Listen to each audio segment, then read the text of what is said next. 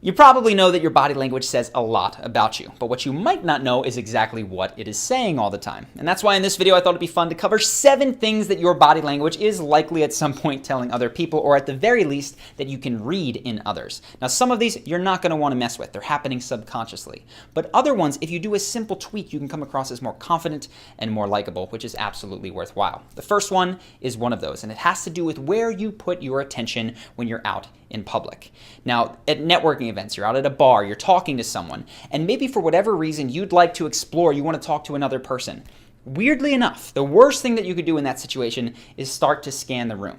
Because if you're in conversation with someone, you're scanning, other people have their peripheral vision going on. And when they see someone that isn't interested and intrigued in the conversation they're having, they don't think, oh, the person they're talking to is boring. They think, oh, that person is boring. They're both boring. Because you're not making that interaction interesting and fun. It is incredibly hard to get other people to join you when you don't look engaged yourself. So paradoxically, if you want to look like the person that other people want to get to know, when you're in conversation, be in it. The most interesting point in the whole room is right in between you two. If you want to go out and explore, totally cool, but make sure that you keep your attention focused on the person you're talking to, makes other people approach you, makes it easier to rope them into conversation other than looking around. And if you absolutely have to look around the room, you can just peer over the person's shoulder, but none of this, not gonna help. Second thing also has to do with attention, but it's for groups that you know a little bit better. And I realized this because I had a friend who did this really well, and it's to not let someone interrupt you while someone else is talking to you. Now, I did this. I was on the flip side of this. We were all hanging out, me and my buddy and another buddy. I was on the periphery, but we'd all said hello to each other. They were having a conversation. I came in to talk to one friend, and he just ignored me. And at first I was a little bit miffed. I went, what is he doing? But after the conversation they were having, I kind of just stood there quietly, tried to join in. And a minute or two later said, hey, sorry, you had said something. What was that? And then he put his attention completely on me. And what I realized in that moment was 2 things. One, every time that I had his attention, even before that, I always felt like he was doing something really right. And that's that he was focused on me. But even when I was the person who was miffed, I respected him in that moment. Even if I didn't totally like it, the fact that he was so centered as to focus on where he was worthwhile. Now, this is something that's worth incorporating. Of course, there's times where you don't want to do this. If you're in a big group, conversation flows freely, you don't have to ignore everybody else. But particularly when someone's shy or quiet, to give them that attention really singles you out as the leader. One other time you don't want to do this is when you're in a group of people and someone new enters. Whenever someone new enters, it's actually good to pause the conversation, be the one that incorporates them, and then get things back on track. Very powerful leadership things to do. Third thing, this has to do with your body and what you lean against. Now, I've covered trapping in videos on flirting. Trapping is the idea that you could be somewhere, maybe you're on a booth, maybe someone is against a wall, and especially if you're a bigger presence than them, if you don't know them and you kind of close them in, it feels very uncomfortable. The flip side of this, though, is in any situation, you know the people when you're not in that group of people and they see, or someone is not in that group, they see you leaned against the wall, leaned against the bar, sitting in the chair while other people talk to you, it makes people that aren't even in that group think that you are the leader of that group. The person who is leaning, the person they become the center point. Everyone is on them, if that makes any sense.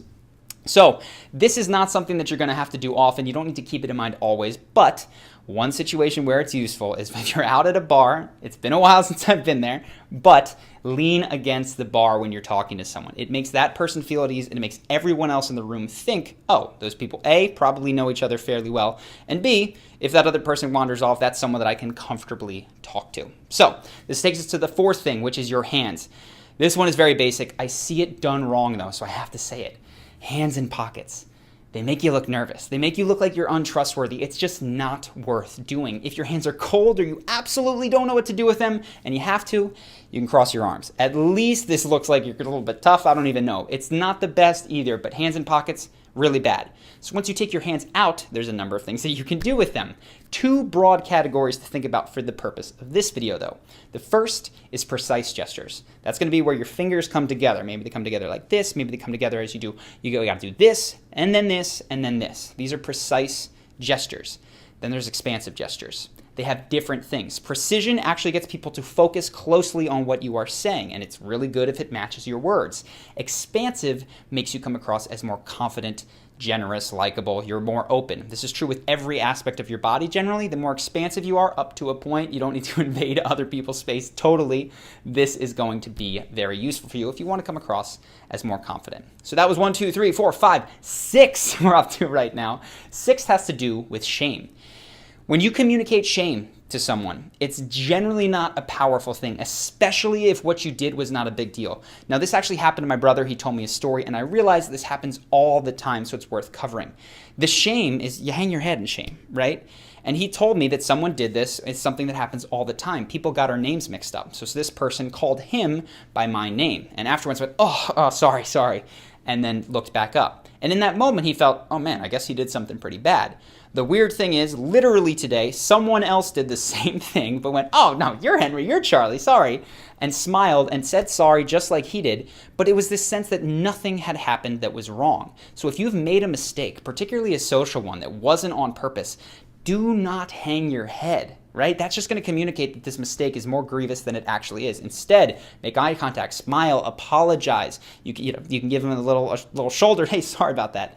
That's going to be much, much stronger and make it, it's going to, I don't want to say minimize, but well, it is going to minimize it. What you did wasn't a big deal, at least in the context of what we're talking about. If you've really messed up, go see one of our other videos on how to deal with a tough conversation. The last thing that we're going to be touching on, 7, do not try to do this one yourself. Don't try to override your subconscious beliefs. This is just one that is happening, and I learned about it, so I wanted to share with you. It's the eyebrow flash. The eyebrow flash is when your eyebrows go up roughly for 1/5 of a second. And what it means when it happens is that you generally know this person and like this person. So if you're meeting someone new for the first time, you might say, hey, how are you? Not a lot happening with your eyebrows. You could still smile. But say that you're seeing a friend and you haven't seen him in a minute, or just a friend that you know, you're like, hey, what's going on? Your voice goes up. The mouth sometimes gets a little bit wider, hey, as opposed to the smile, right? And those eyebrows lift. Just an interesting thing. I wanted to include it because I thought it was cool. If you try to do this like I have been for the last 30 minutes in the mirror, you're going to be a weirdo. I cannot recommend putting this one on purposely, so don't. So hopefully that has been interesting. Those are the 7 things that you might not realize that you're communicating with your body language. If you are interested in things that communicate confidence from a body language perspective, that communicate presence and magnetism when you go out, you might be interested in our course, Carisma University, which is actually week 5 is presence and magnetism, where we dive deep into body language. Now, in that week and in the course, you're going to learn how to carry yourself so that people immediately respect you, and of course, what to do with your eyes, your hands, and body positioning so that you're exuding confidence. But most importantly, the entire course is set up with a step-by-step daily action guide. And that is so that you can make great body language a habit without having to overthink it, come across as robotic. And that is huge because body language is notoriously hard to fix. A lot of what you do is happening unconsciously without really meaning to. So you might be able to pull off great body language for a moment, but as soon as you stop actively thinking about it, you can go back to your old habits. And that's why in Carisma University, I lay everything out with a daily action guide. The point of that is that all you have to do is watch 20-minute videos each day, do the action guide, and body language plus charisma becomes an unthinking habit for you. The course is supposed to take all of the guesswork out of becoming more charismatic so that you know with certainty, as long as you're following the program, you're going to see amazing results. And if you're not into the course for whatever reason, there's a 60-day money-back guarantee. You hit the refund button, you get every single dime that you've invested back. We've had thousands of people go through the course at this point. They've gotten promotions, raises, new friends, dates, romantic encounters, all sorts of stuff. So if you want to learn more about that and potentially join, go ahead, click the link on screen now or below in the description.